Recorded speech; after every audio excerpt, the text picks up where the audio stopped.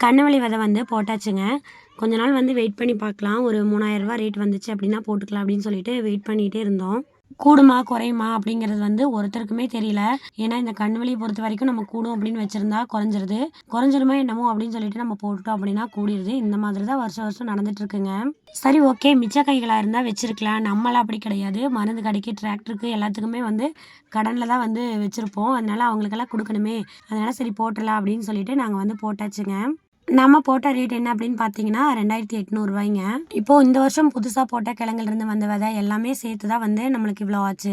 வீட்ல கன்னுவள்ளி விதை போட்டுட்டு அது எவ்வளோ ஆச்சு, அதில எவ்வளோ லாபம் வந்தது, எவ்வளோ நஷ்டம் வந்ததுன்னு பேசும்போது, அதில வந்துட்டு நம்ம செஞ்ச கூலிக்கு எல்லாம் கணக்கு போட்டு பார்த்தோம் அப்படின்னா, பைசா கூட மிச்சமாகலைங்க. ஒண்ணு விதை அதிகமாயிருக்கணும், இல்லன்னா வந்து ரேட் அதிகமாயிருக்கணும். 2மே 2 கட்டான ஆனதுனால நம்மளுக்கு வந்து பெருசா லாபம்லாம் எதுவும் இல்லங்க. வருஷம் வருஷம் இப்படிதாங்க விலை கூடுமா, குறையுமான்னு தெரியாம வச்சுட்டே இருக்கிறது. அப்புறம் லாஸ்ட் மினிட்ல போட்டுறதுங்க.